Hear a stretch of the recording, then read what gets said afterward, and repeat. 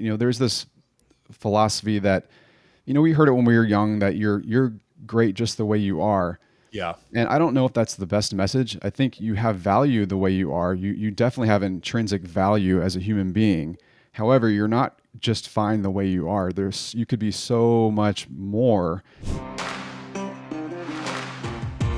Kick back, pour yourself a nice dram of whiskey, and let's settle you in for some low-key conversations on high-performance living.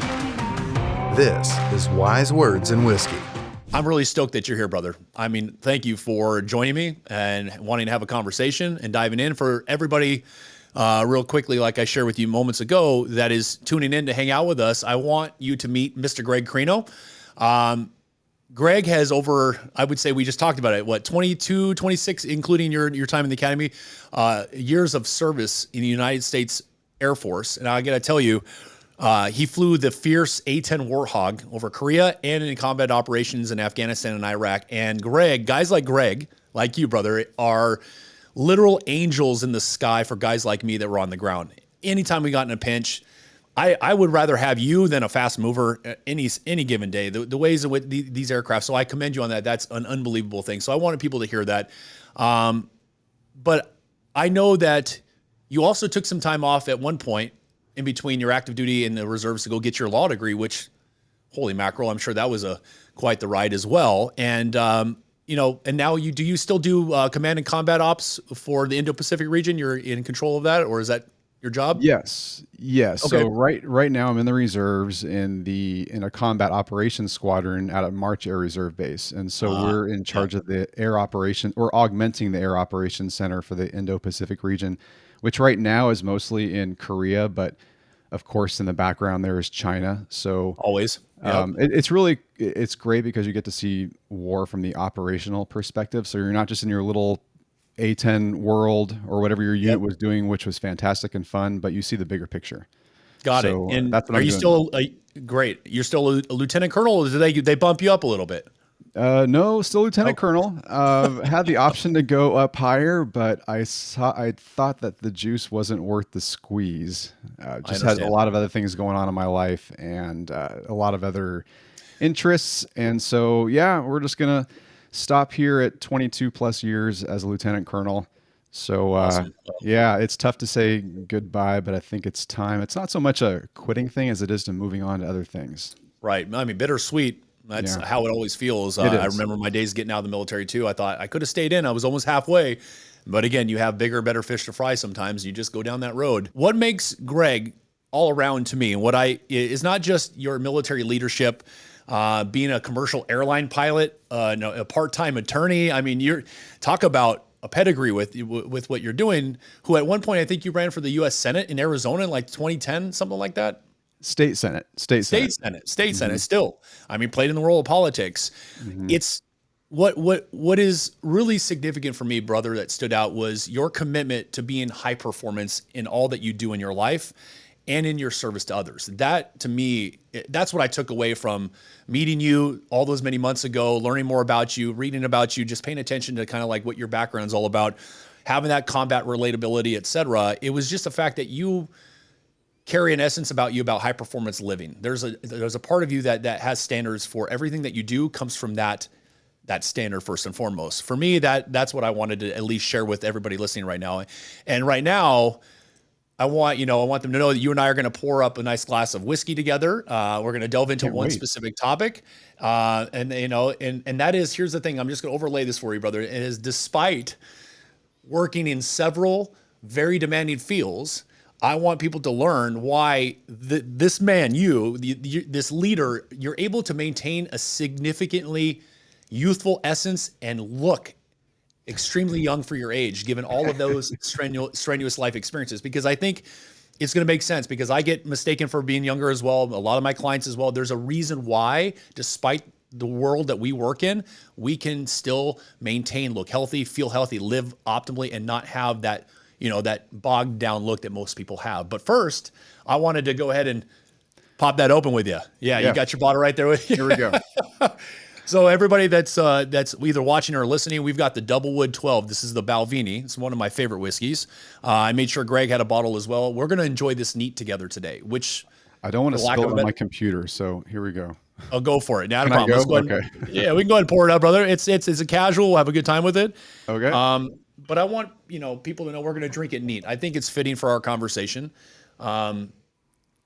Cheers. It's my better friend. known as taking it straight up, but I'm glad we cracked the bottle. It's one of the best whiskeys in the world. If you haven't tried it, highly recommend it. Greg, as we say in Ireland and Scotland, you probably know this, sláinte, which means to good health. Cheers. I did not know that, but cheers. Cheers. And for our conversation, like I just shared a minute ago, keeping it real by keeping it neat, I wanted to dive into, I love that, don't you? It was really good. That's going to get me in trouble.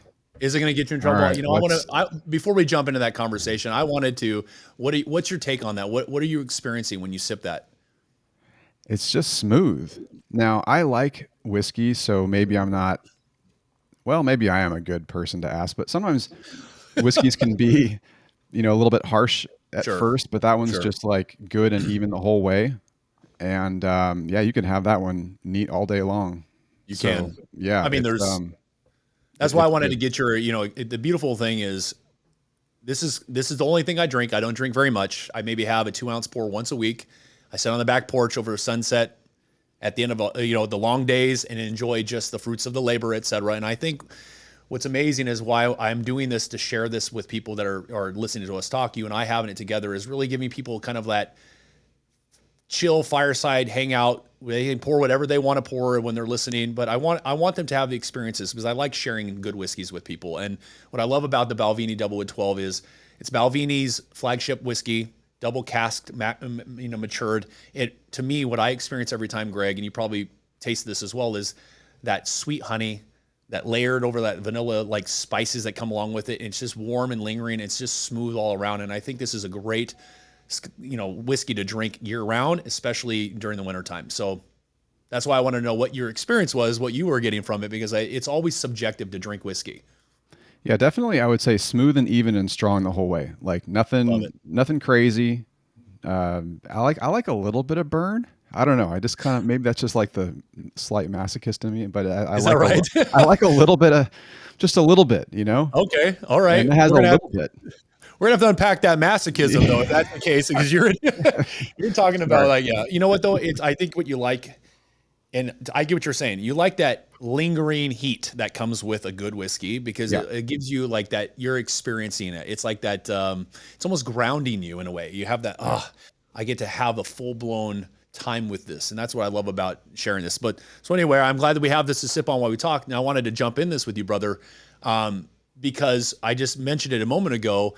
Is why in the hell are you able to, despite working in not one, but 3 highly stress-oriented careers, even from politics, military, flying those aircraft, law, et cetera, you're in service to others, you're taking on so much as a leader. Why are you able to still look so young and so healthy for your age when, despite most people, these jobs, these careers would take them down? They do. They, in fact, break people. They make them look older than they really are. And I wanted to dive in that because you look extremely young for your age. You have a youthful energy about you, a presence about you that you don't typically find with someone with your experience. And I want to know, and I want to dig in conversation with you, brother, around just your high performance lifestyle, what it is that gives you that edge. What is your secret sauce with that? Because like I said earlier, and we can jump into it, I'm often mistaken for being younger, about 10 to 12 years myself. My clients, when they're done working with me, we get to a place where we uncover the secret sauce that allows their youth to pop out.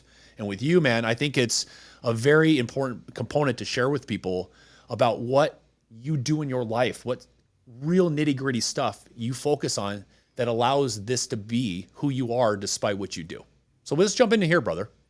Oh man, it's tough to find the ultimate why to any question, but you got to stop somewhere. And I'm not going to lie. Some of that's mom and dad, my parents they're pretty youthful and they're healthy, and thank God they're still around and doing well. So some of it's them. I'm not going to lie. Some of it's them. But I think the other part, if there is a part that is me, it's number one, you just got to care.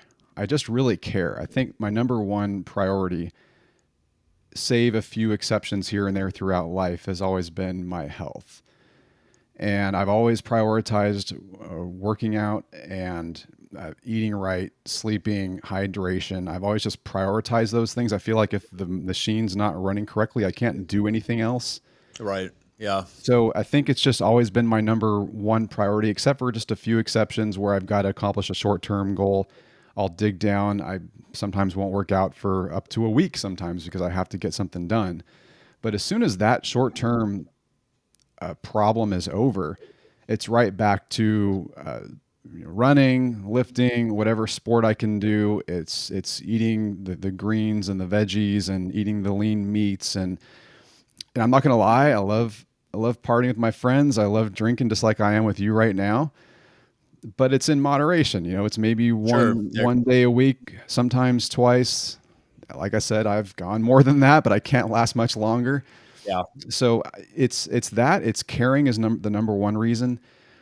Also, I just want to do so many things. I feel like we're on this earth to have experiences and to push the boundaries of what we can do. I kind of feel like we're given this big, beautiful universe, and it's up to us to explore that in whatever corners we can.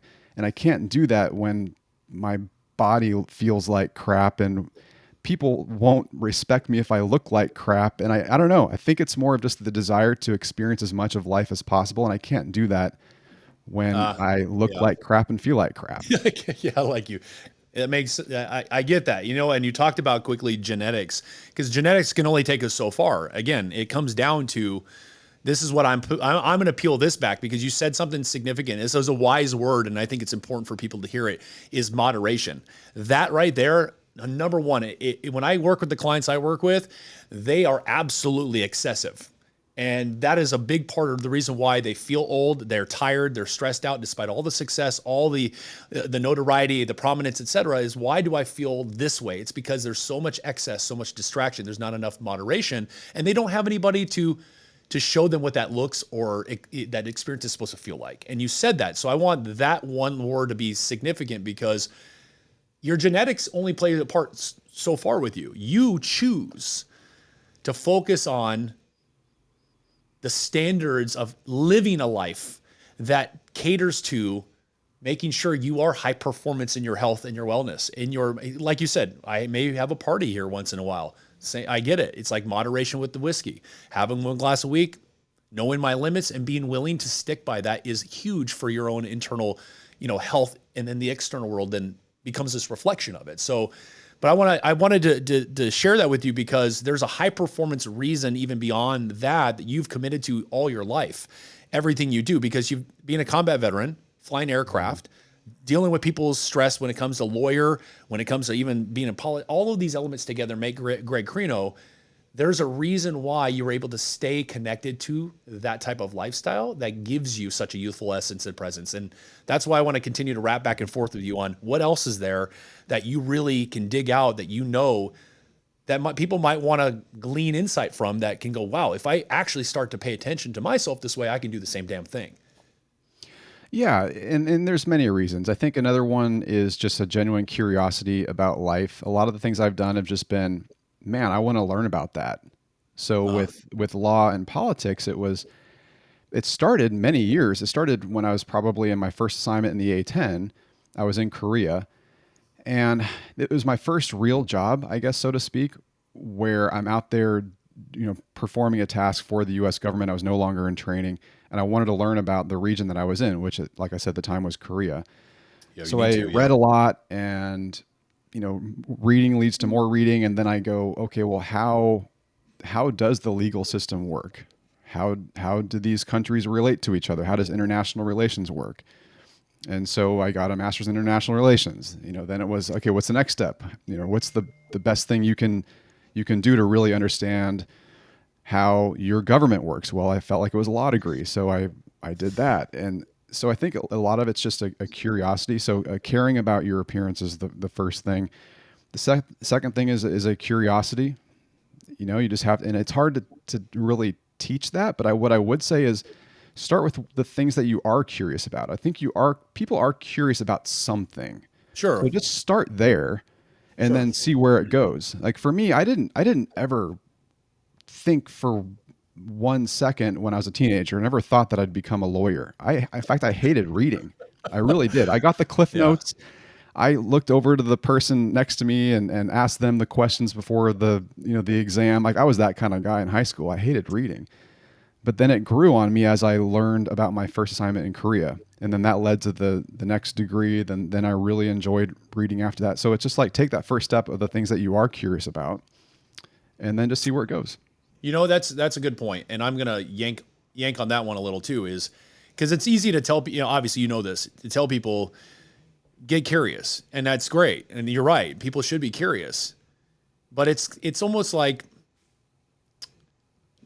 starting a new adventure or a new business or anything that you want to do for yourself.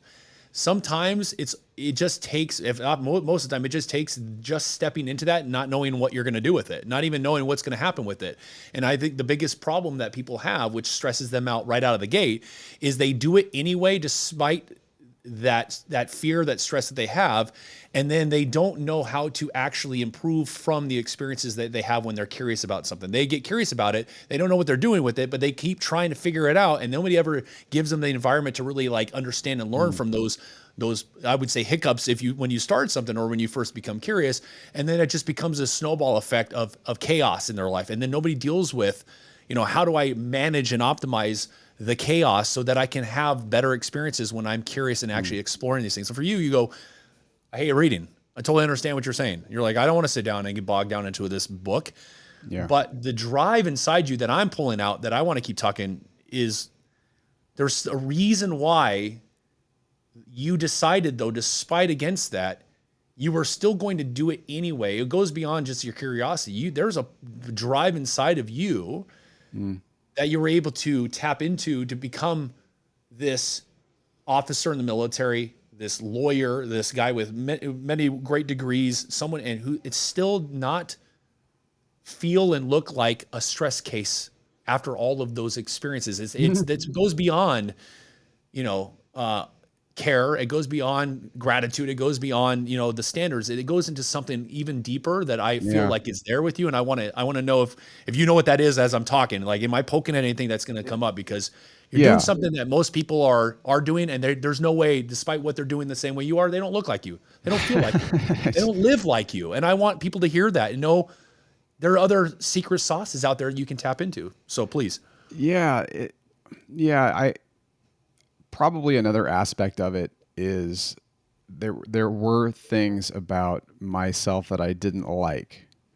And it was more of a goal of fixing those things than it was a desire to win and dominate. I've never been the type of person who, if I enter a competition, it's because I want to dominate everybody else. It's more of a fear of losing, or it's a fear of embarrassment.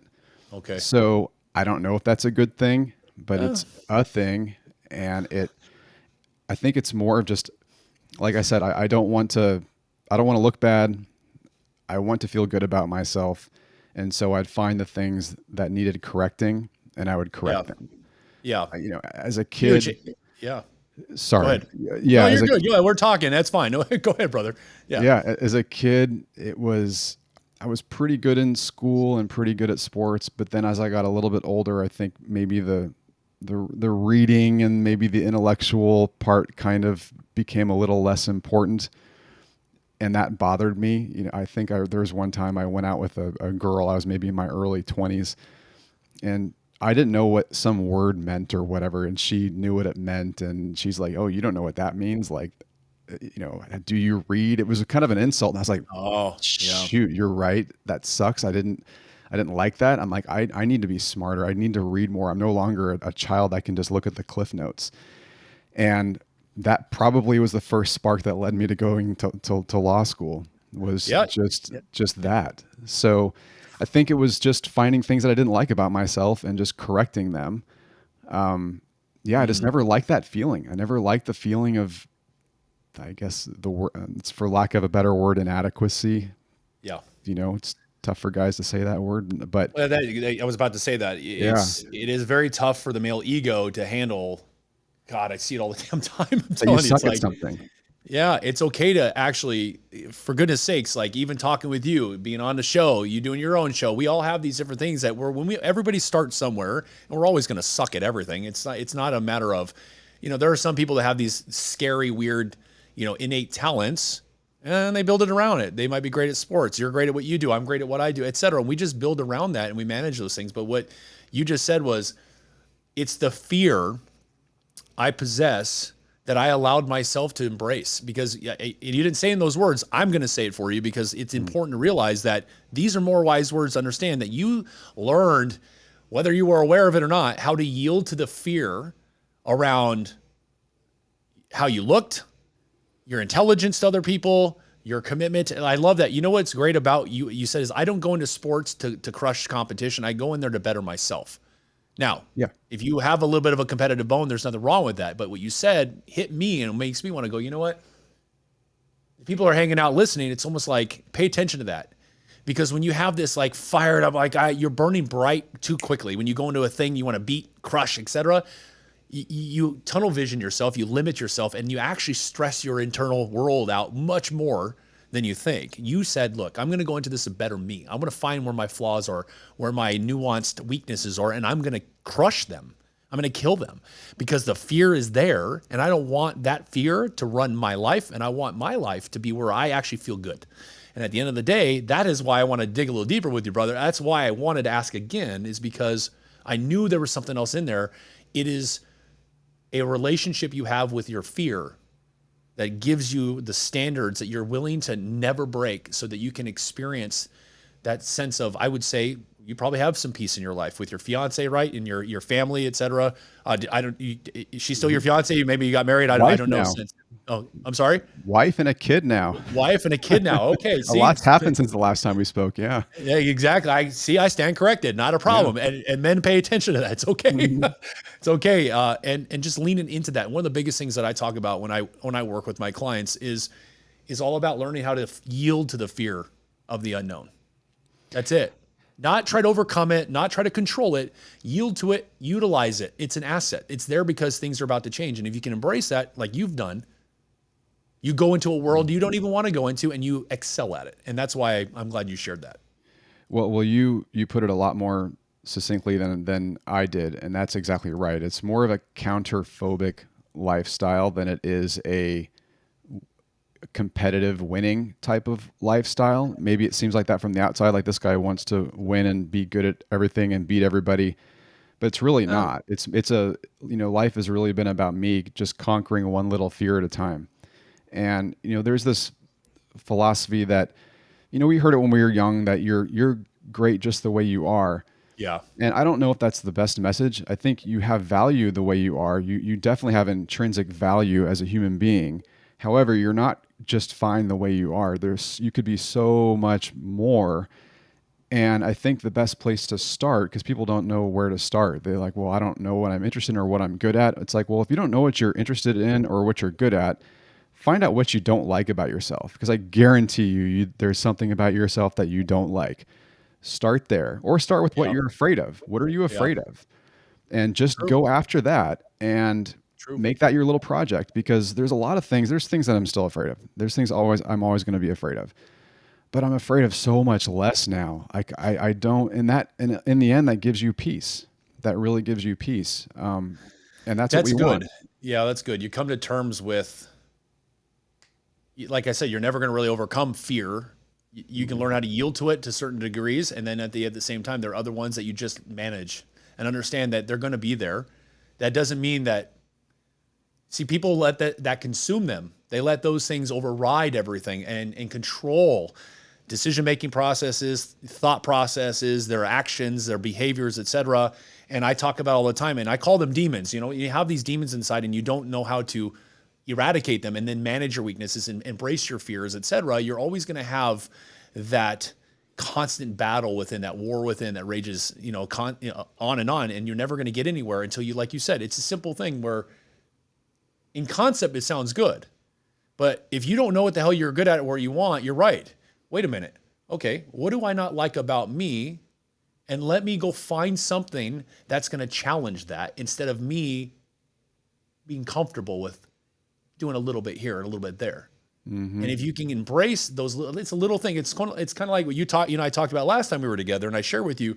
It's baseball was great, but I didn't like who I was becoming at all. I was so hyper focused. I grew up into baseball. I didn't get to choose that, so I was like, "F you! I'm going to go into the world of rodeo, and I'm going to go." And I scared the shit out of myself every single time I got in the back of an animal. So I got to the point where I leaned into that fear, and I let fear make me a better bull rider. That fear never went anywhere. That fear stayed with me. You're saying the same thing. It doesn't go anywhere. People are so hell-bent on trying to get rid of it and just do something. It's like, let it be with you and learn how to have a relationship with it and yield to it, play with it, utilize it, because life is, as like we always say, it's going to have bad things that are going to happen to us. We're going to always have to have the right responses to it. And if we can choose those responses the best way possible, we can grow from them and become even more of who we want to be, not what we're expected of. Like you said, you're valuable with the way you are. Well, is the brother that you have that's a drug addict, is it good enough to leave them where they're at, or do we need to do something about that? Or the person over here who's, traumatized by their fear, or do we need to do something? And I hear it all the time. You got to love people for where they are and who they are. Not really. Loving someone is challenging them, is putting them in the right positions to see the best of who they are. And I think the reason why you're so youthful and you're so young looking for your age, despite what you do, is because of your mindset and attitude towards embracing your fears and realizing I'm going to just better every little thing I can as I go. And I'm not going to overwhelm myself with trying to be competitive to get somewhere else that I don't want to be right now. Yeah, and that's exactly right. And I think in the beauty of also conquering, or at least managing a fear. So if you found something that you needed to address, you took care of it, or you are taking care of it, is then you learn the skill of conquering fear in general. So then things become, you sort of know how to deal with other obstacles throughout life. So you know how to manage fear itself, but you got to take that first step. So like I said, I would find the thing that you don't like about yourself, start there. And then you'll get that down to a manageable level. Then you can find other things about yourself. And then slowly but surely, you just create more and more experience. You kind of widen your circle throughout life. And then you'll hit a point in your life where then people seek you out for information. And maybe you and I are kind of hitting that point in our lives. We're kind of in that middle-age arena where we can kind of, mentor people who are younger, and even people who are older. We can help kind of take care of them. And so it's the process of expanding your life and then bringing up others, along the way. But you got to start with yourself first. So if you're younger, start there, man. You're your own project. That's so true. Enjoy. It's like I think the shitty part is that the personal development space is so rampant now. With everybody's got the magic system or program to make you wealthy, to give you that lifestyle that you want, and people are unfortunately so caught up in that world that what we're talking about is really it's almost like a dinosaur approach to your own personal performance, but it's the most necessary, because in concept things sound great and you can buy any program or go to any seminar you want, but until you're in a position where you're challenged the right way, out of your control, where it's even the smallest thing. The biggest challenge I faced when I was young was saying no to my dad and moving the hell away from baseball. Like, that seems so simple to people listening, right? They're going to, you said no. What does that mean? It's not. It's not when you have someone who expects you to be what they wanted you to be, to build you around their image, because they didn't, they had their own life that they decided not to pursue when it comes to certain things, and to go no and rebel and break away and go choose something for yourself. It was scary as hell.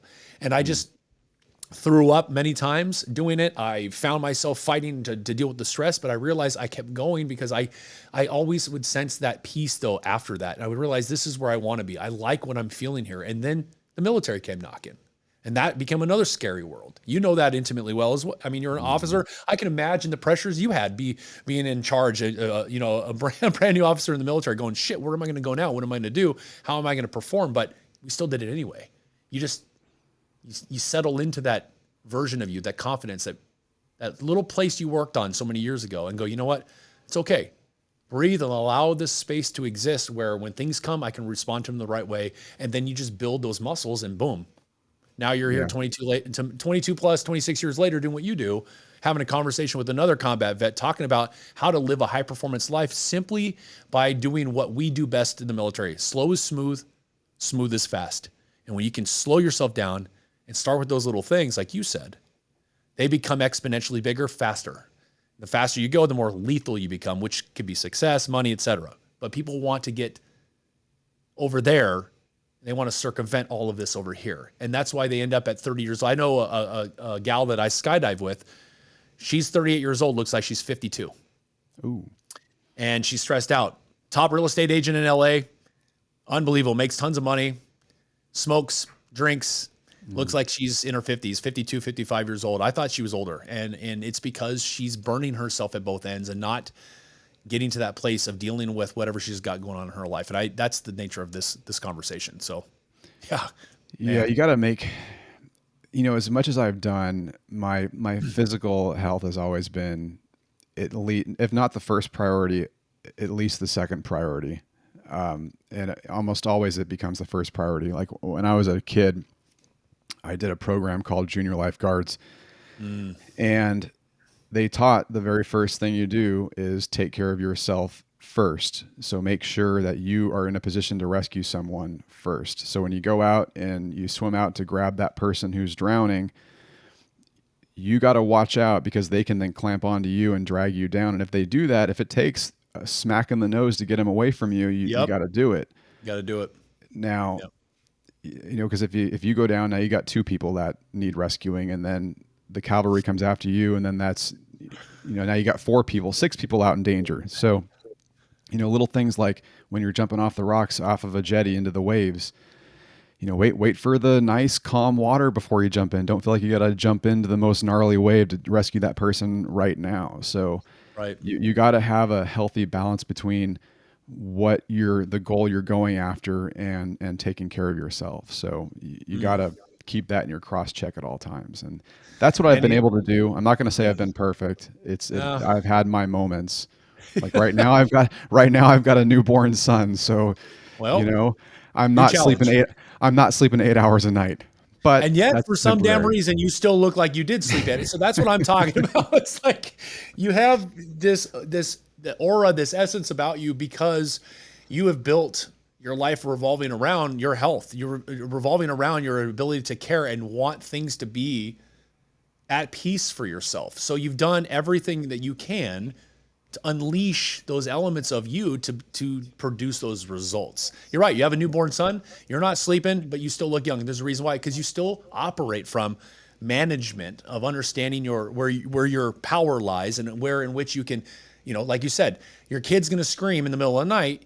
You're going to get up and you're going to take that breath and you're going to walk in there and you're going to keep your energy in a good place for your child so that you can help your child get through whatever they might be dealing with in that moment. It could be pain. It could be teething. It could be needing food, just crapped his diaper or whatever. It doesn't matter. You're going to be able to have that kind of like balanced, moderate response to the situation. And it doesn't impact you. It doesn't hit you hard and hurt you.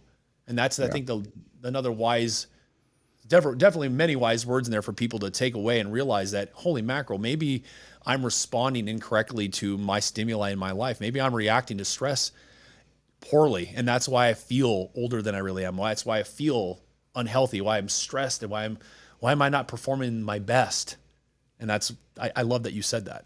Well, that and moisturizer. So maybe that helps as well. So moisturizer. Yes. Maybe some teeth whitener. So there's some little things you can cheat with.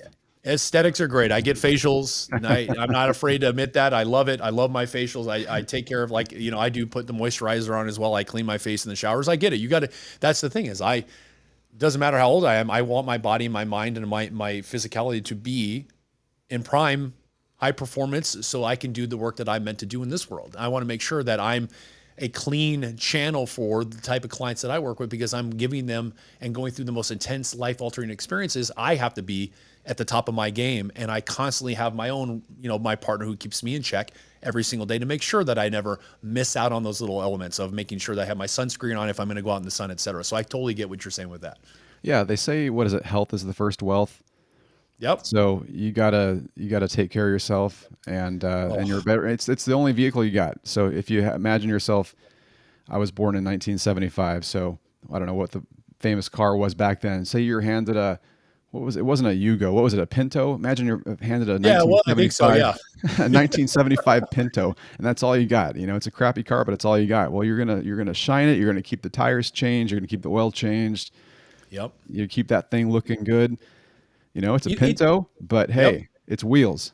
You rock the Pinto, and that's the thing is it's a desire to realize and see the beauty in all the things that you have and approach them from, like, I get it. You would shine the wheels, you clean the car, interiors, and be spotless. You know why? Because that is yours. That is an element of what you have, and it represents you. So why not put the energy and effort into that first and foremost? Because you're going to feel good when you drive it. And you know what that's going to do? It's going to blow your confidence to the roof.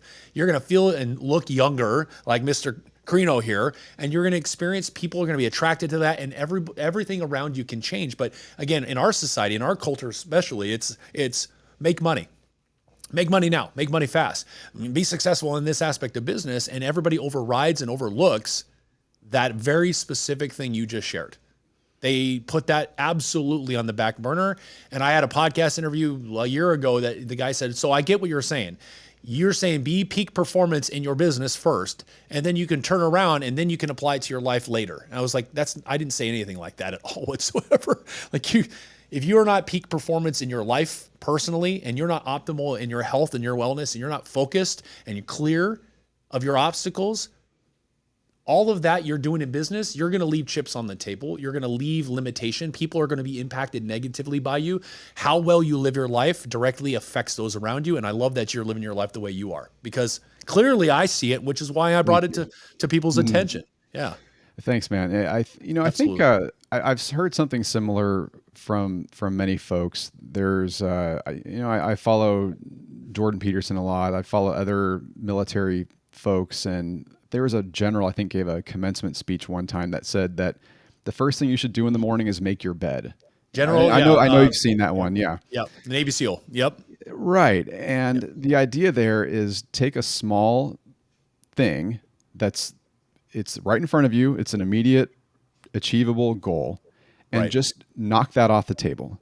Right. And what that does is it then gives you that feeling of accomplishment. You feel better about yourself, and then you now have the energy to go on and do bigger and better things. But you can't go out there and start the multi-million-dollar business when your house looks like crap. I mean, I don't know how you probably feel the same way, where when your house is dirty, literally when your house is dirty, when the floor is not vacuumed or the trash isn't taken, you just feel like there's something that has to get done. And so you can go out and try to prep for your business meetings and do all that, but in the back of your mind, you have this thing kind of hanging on you. But once you knock that off the table, then it's almost like you just release the boat from the dock, and now you can go out and sail. Absolutely. But you're sitting here yanking on the line, and you can't get anything done. And you feel like that I got some movement, and you're like, yeah, you're moving like 5 feet in the water, and yet you're still anchored to this stuff. And I completely get it, because when I was in college, I couldn't study until my apartment was clean. So it was just, it is really a frequency, and people don't realize there are frequencies all around you, from the people you hang out with, the attitude you have, the focus, what you put into your mind, what you watch on TV, what you listen to, all has an impact. And you flood yourself with all the right types of care. You're going to change the way in which you perform, and your life is going to effortlessly get better versus you having to grind so hard for it. I love that, Greg. I mean, we're kind of getting close to the the end at this point, and I'm really love it. We can go on forever. I can dig. I hope we do it again. I'll have you back on my show, and we'll do it again. It just sounds good to me. I know maybe down the road when I'm doing a different series, different bottle of whiskey, hey, we'll just keep bouncing back and forth. But sure. Are there any other, my biggest thing is about wise words. I really want people to take away, I'm trying to distill it down here for them to listen to and go, yeah, I remember he said moderation. Is there any other wise words to summarize here you feel like you got from this conversation, that you heard, that you really liked, or for yourself that you live by? Like I said, the one thing I live by is I am my own project, and I take the little things that I don't like about myself and I fix them. Okay. And I see where those go. And in doing that, that creates other opportunities. So, for me, as a kid, I always knew I wanted to fly airplanes and go fast and do all that stuff. So that worked for a long time. But then I hit a point where I wanted to do other things and I wasn't sure what that was. And I just started just going down the list of the things that I didn't know. And I didn't understand the world. I didn't understand how the world worked. And so that's what led me to go into law and politics. And then next thing you know, people are looking to you for advice. So right. Just Awesome. Find the little things that need fixing and start there. And start with the little things. Like I said, if it's your bed in the morning, do that. Make it. Get up an alarm. It's almost like, I think Jocko Willing said it in one of his videos, and I remember him saying it, is you don't have to get up at 4:30 in the morning. You don't have to get up at 5:30. You don't have to get up at 6. Just get up. And I see people all the time, I'm part of this 4:30 club. It's like, maybe the 4:30 club is not good for you. Don't try to be like Jocko. Jocko is built this way. This is who he is. There are some people that are built to do it as well. I always share it, is he says the same thing, and I love that he said it. He's like, look, stop trying to be like me. Just get the hell up. Don't hit your snooze button. When the alarm goes off, get out of bed, stretch out, shake it off, go outside, do whatever, make your bed, like General McRaven says in that commencement speech, because it's amazing when you accomplish that smallest task, you help yourself, and it creates this more, I would say, nuanced, optimal feeling and experience about yourself and what you're capable of accomplishing. You're going to want to do more. You're going to just, it's going to cascade from there. So anyway, I think that's fantastic, brother. Now, I want to make sure people know more about you, obviously. So you got the Greg Creno show. I gave them gregcreno.com. But again, is there any other cool things you're doing right now? Any other things you want people to kind of pay attention to so they can make sure that they're tagging along? No, I mean, you said it. So the Greg Creno show, the podcast is still going strong. You can go to gregcreno.com. I've got all of my stuff there. If you can I've got show pages on Facebook and Instagram, but really gregcreno.com has all the stuff you need to know.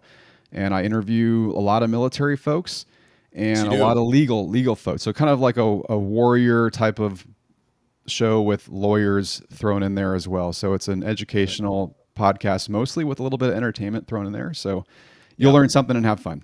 Absolutely. And you will, because it's a great show. So I highly recommend that. Yeah, brother. Hey, I appreciate you taking the time, sipping some good whiskey. I think I definitely enjoyed it. And as always, it's stellar chatting with you. I hope we do it again sooner than later. Yeah, definitely, Wiley. Thanks for having me on. And thanks for the beautiful bottle of whiskey.